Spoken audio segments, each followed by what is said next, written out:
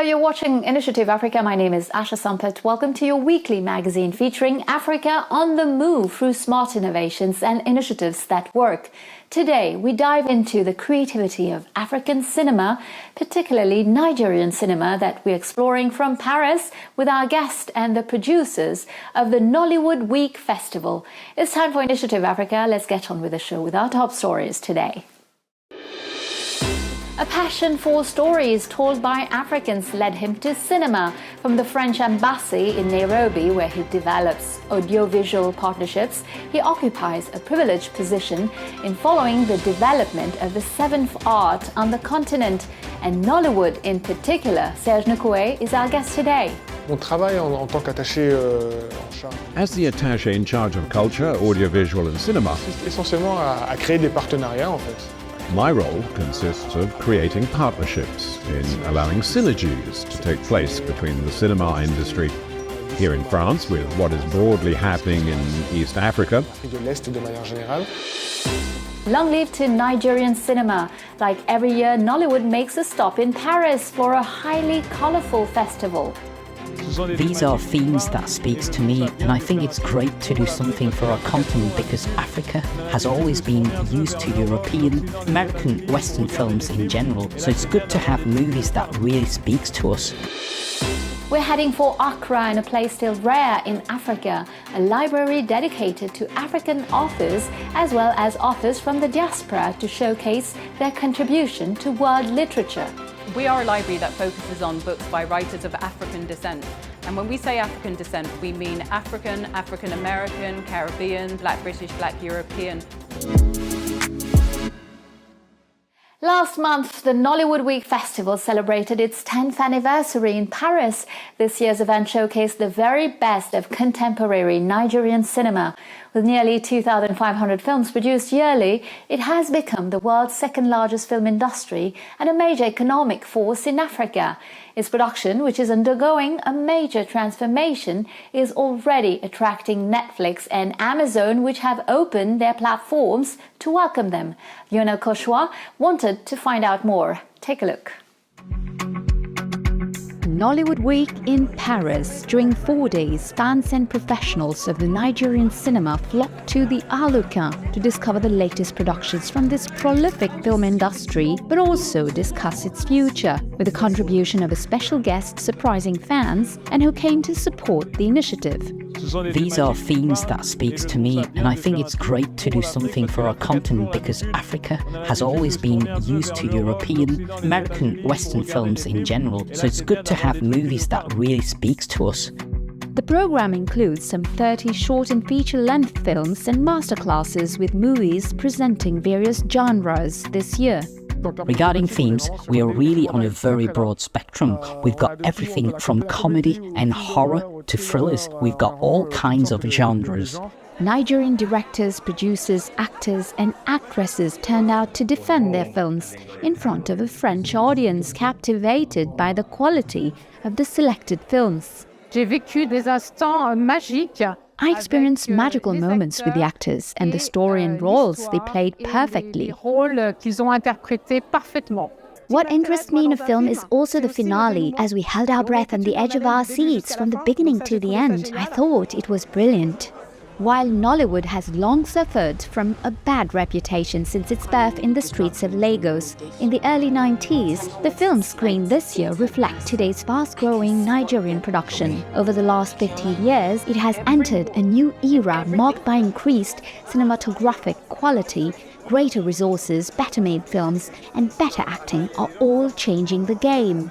There is a level of boldness in the Nollywood, film industry now that we didn't used to see before. People are now trying different things, telling different stories in ways that they believe that they can tell it. So, and the technical aspect as well, we're starting to use good technology to help tell our stories. I can see now that actors are starting to take their roles more seriously. And we have really good directors that are interested in bringing the best out of their actors. The same is true of the themes closer to society's ills and the aspirations of young directors who are more aware of the changes in their communities. director Damilola Orimongunje, who made Choke, a feature film about sickle cell anemia, a hereditary red blood cell disease widespread in Africa, and For Maria, a movie about postnatal depression, explains why he chose these themes. So the film Choke is a film about sickle cell. It's a film that addresses mental illness, and for me as a filmmaker, as a storyteller, when I got the script at first, I was very in tune with the story, especially because it's a film that talks about the kind of stories I like to talk about, which are like social issues. So what gives me inspiration is how the impact of my films. You know, the film I make, what impact is it able to do? It's like me doing my own part in the world, you know, like as a contribution to the world at large, you know, or contribution to the society. The movie, The Figurine, in 2009 marked a turning point in the industry. A return to cinema production methods with more efficient equipment and bigger budgets of up to $750,000 launched what is now known as the new Nollywood, the role of influential figures from the diaspora, such as producer Mo Abudu, with her film The Wedding Party, a hit, and its $1.2 million box office revenue, have also helped to improve the quality of Nigerian movies. And I think that the first reason is the same with, like, you know, just talking about the diaspora and how they took on these films. And, like, you know, that Nollywood was able to be made from Nigeria and then to spread across the world meant that, like, you know, the more people saw the film, the more it became popular and the more financially viable it became, right? The recent emergence of Netflix and Amazon platforms on the African market, with their massive investments in Nigerian production, the country's second largest employer, is speeding up the industry's professionalization and enabling it to approach and sometimes even match the quality of Hollywood standards. A lot of investment has come into Nollywood from the streaming platforms, and also just investors that are interested in Nigerian art. And this has given us the avenue and the opportunity to tell better stories, and to tell stories that can stand across the world, that can stand with the world in terms of quality and quantity. Foreign investment in the up-and-coming market of Africa's most populous country is increasing after Nollywood TV and Nollywood Epic, channels dedicated to Nigerian cinema. Canal Plus has already invested in local production, buying the Nigerian studio Rock in 2019. In French-speaking Africa, the French group has invested in quality original series produced locally since 2018, notably in Côte d'Ivoire, where it has just co-produced the series Obatenga, released earlier this year and presented at the festival. On développe ce cercle vertueux. We are developing this virtuous circle of partners. It's a long-term partnership. We work with all the local production companies in all the countries of French-speaking and English-speaking Africa. And our aim this year is to launch 10 African series a year. This year's festival has awarded Barney, directed by Daniel Ehimen, a film about street beggars in Nigeria, Best Feature Film. With sales of $4 billion this year, Nollywood cinema still has a bright future ahead. All that remains now is to win over Europe and the United States.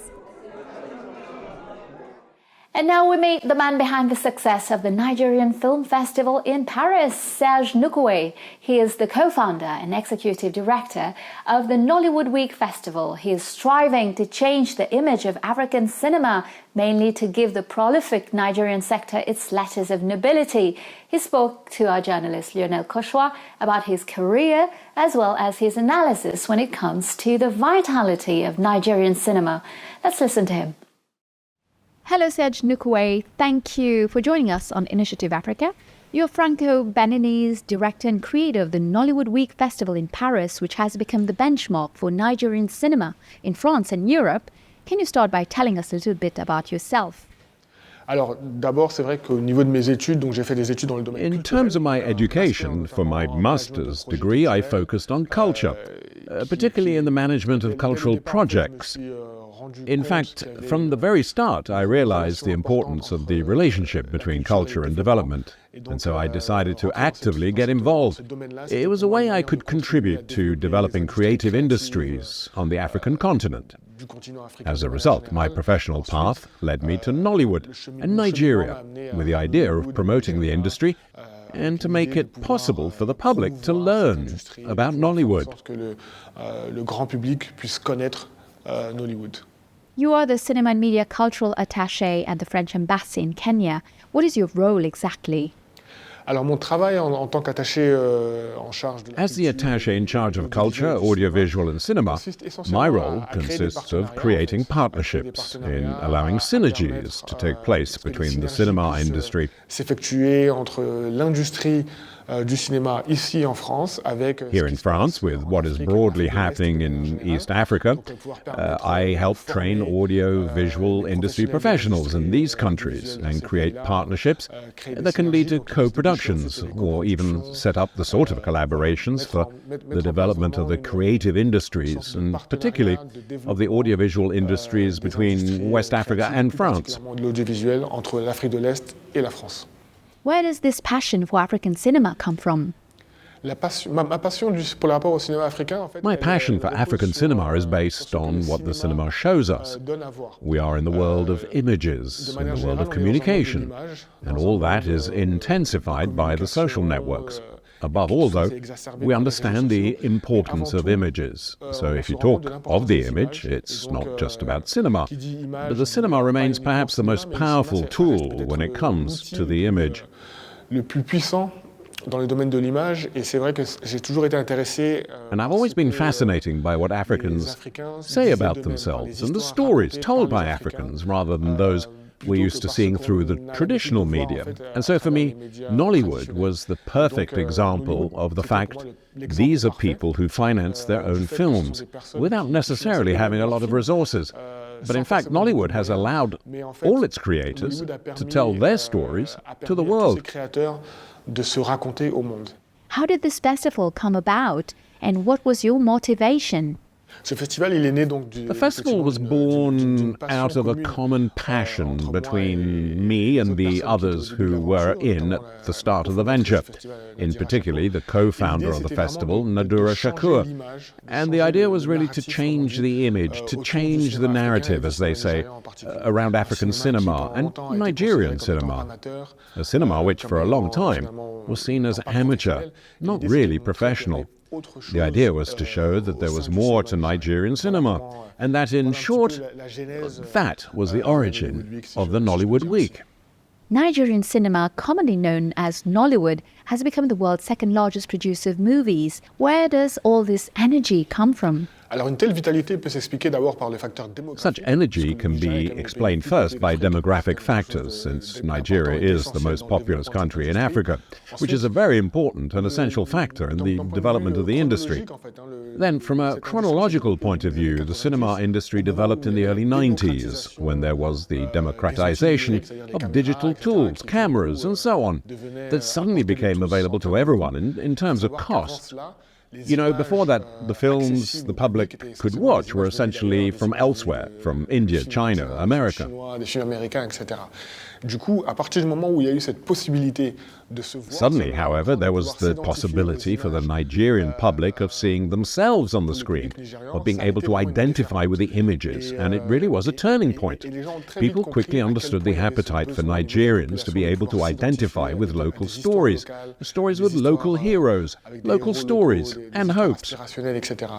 Et du coup, Nollywood, en fait, ça va au-delà même du Nigeria, c'est vraiment l'idée de... And so you have Nollywood. In fact, it goes even beyond Nigeria. It's really the idea of allowing to show this perspective throughout the world. It is this African reality which was so often restricted and so often marginalized and so often absent from our screens. And there's the dynamism of the Nigerians themselves, who overall are a very enterprising people. This entrepreneurial side was accentuated in a certain way by the emerging Nigerian audiovisual industry. And now, today, we've reached the staggering number of more than 1,000 films produced a year. A result of demographics, certainly, but also linked to history and to a very strong cultural base. Because there are several traditions that predate cinema that existed in the theatre. Yoruba theatre, for example, and which were able to make the switch to the audio-visual universe and today to Nollywood. et qui ont pu en fait basculer dans l'univers. The success of Nollywood is really the result of several factors and elements that enable this industry to develop as it has today. Cette industrie de se développer comme elle se développe aujourd'hui.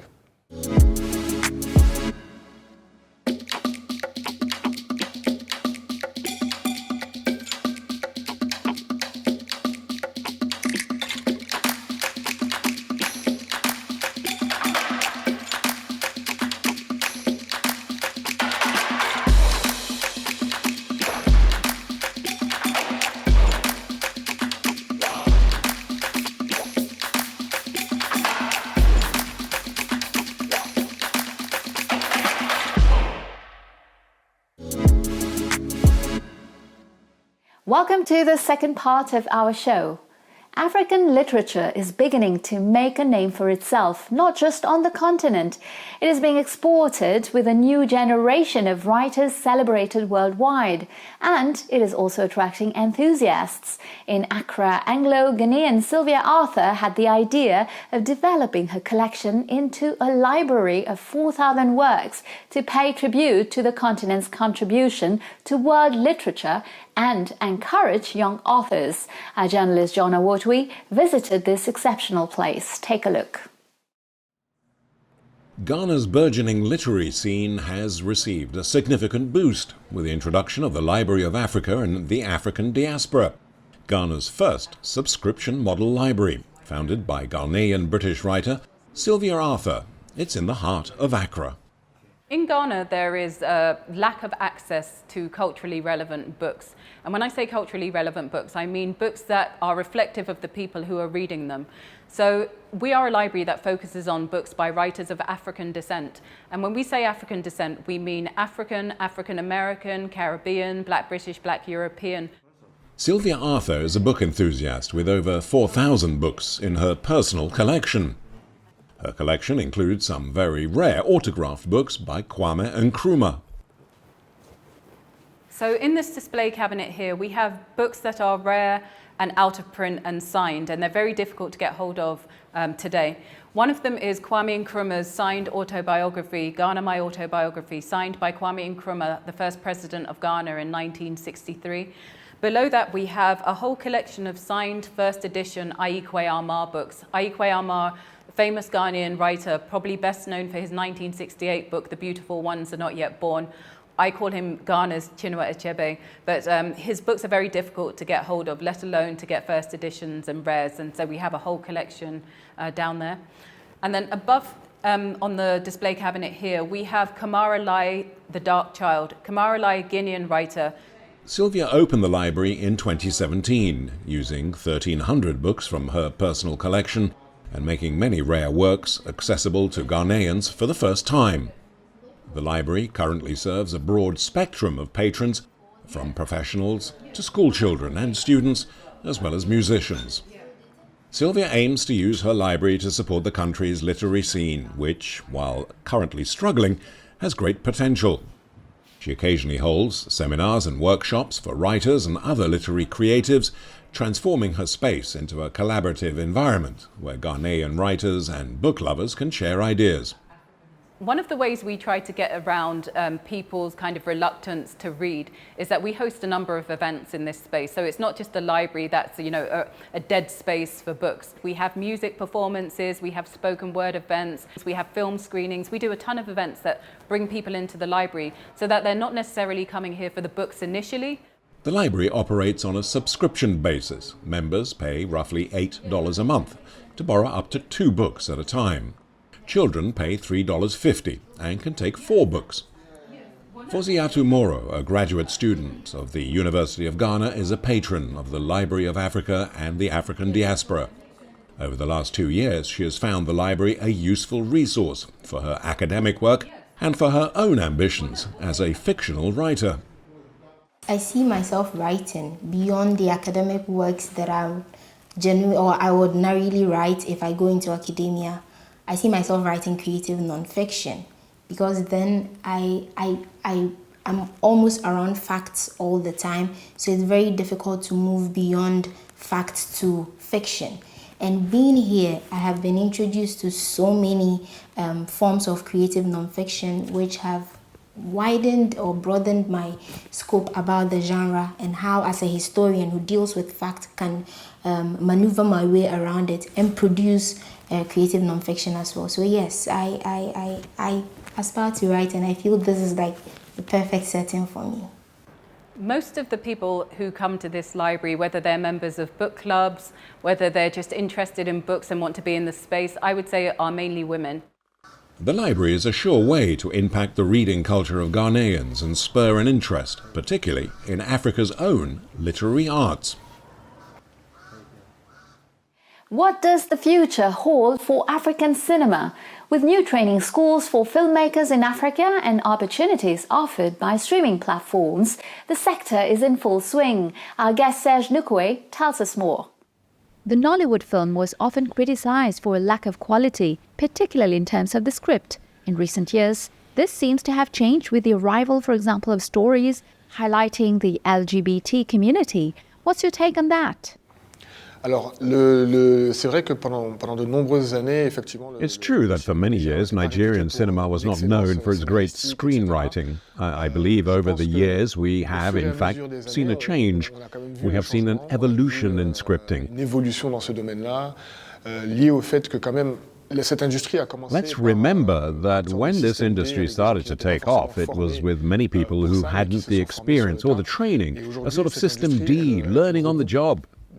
But today the industry brings together people from all walks of life, including people who have been trained in the West, and who then return to Nigeria to contribute, step by step, to this wonderful industry, which is in the process of developing. And so, what we also see is a diversity of stories that did not necessarily exist before. To start with, there were no storylines about day-to-day life, of life in the neighborhoods, that sort of thing. But today every topic seems to be covered. There's comedy, drama, also the thriller. There really are more types of stories and a diversification of genre that now are even more interesting and which resonate abroad too. Precisely because there's this spectrum which has widened, and in terms of themes, every theme today is tackled, allowing our movie business to develop further and to be more demanding in terms of quality. De se développer davantage et d'être aussi plus exigeante en termes de qualité. With the arrival of Iroko TV, Nigerian Netflix and Amazon on the African market, Nigerian cinema is being exported to Africa and beyond, targeting the diaspora. Do you think it can seduce the European and American market? Does Nollywood appeal to the European and American market? It's what the festival is banking on. It says, we're here to show that it is possible. Today it's clear there is an audience outside of Africa, outside of Nigeria. There is an audience in Europe, America. Now, are films that are not shown at festivals or outside the various streaming platforms released in theaters on a regular basis? No. Despite the popularity of the movies. There is still a way to go, and this, I believe, consists of ensuring that Nigerian films can be released in theatres on a regular, weekly or monthly basis.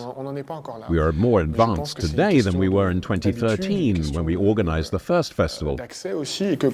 On est quand même aujourd'hui plus avancé qu'on l'était en 2013 quand on a lancé le festival.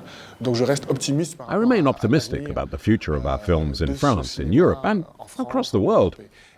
It's thanks to the streaming services and also to a public, we could say, is eager to discover more. Comment dire, à une certaine curiosité aussi du public. Things are advancing in French-speaking Africa. Take the recent opening of new film schools in Dakar, in which Netflix has also shown interest. I'm thinking of Koutrajmi in particular. How do you see the future of African cinema? Moi, je pense que l'avenir du cinéma africain, il est radieux. I think the future of African cinema is bright. We're at the dawn of something here. We've mentioned the schools that are being created in Dakar, and that, I think, is the lifeblood of the industry. Because training screenwriters, training technicians, training directors, and training producers is essential and will enable this industry to develop and reach its potential. Today we are at the beginning of what could really be a great future for African cinema. What is missing in Nigerian cinema to make it a success in the European and American markets? Alors, qu'est-ce qui manque au cinéma nigérian pour qu'il puisse s'exporter What davantage. is missing in Nigerian cinema to make it more attractive to these markets? Yeah, it's a good question. I think that in general, a lot of progress has been made. There has been an important evolution over the last 10 years, which is not negligible. Now, the public is also used to certain things, and the public is used to Hollywood and used to Indian films, which have now been established for many years. Donc le cinéma nigérien reste un peu plus jeune. Et donc, peut-être que ce qu'il manque, c'est tout simplement du temps. Nigerian cinema is still relatively young, so what it needs maybe is simply more time. Because habits, as we well know, are tough to break. That's the reality of the situation. Nevertheless, I think Nigerian cinema can take hold and become a major power and a major exporter in the years ahead. But it's something that doesn't happen overnight. So even if it's a film industry that has existed for only a few years now and has been knocking on the doors of European and American audiences, it does take time. And I think that soon its films will be selected in major festivals, such as the Cannes Film Festival or the Venice Film Festival, which will also allow us to cement the reputation of the cinema, which it's in the process of achieving. Qui vont permettre aussi de légitimer encore plus un certain statut que ce cinéma est en train d'atteindre. I believe that it's a matter of time, a few years, and we will see a situation where this festival and this cinema will be increasingly recognized, acclaimed and appreciated, and will finally achieve the notoriety it deserves. But these things take time. Rome wasn't built in a day, as they say, and I think it's the same for Nollywood. C'est la même chose pour Nollywood, mais but when we look at the evolution of Nigerian music with Afrobeat, which today is on all the airwaves, I think it gives us hope and a lot of optimism for Nigerian cinema. The elements are now all in place, as are the fundamentals, for this industry to develop and become a major player to be reckoned with in the future. Well, that's it. Initiative Africa is over for today. You can find the interview with Serge Noukoué as well as our shows on our website, africaonair.com. And of course, feel free to follow us on all our social media channels by liking, sharing and commenting with the hashtag Initiative Africa. And don't forget, next week, same time, same channel, I'll see you again for a new edition of Business Africa. Have a great week, and until next time, goodbye.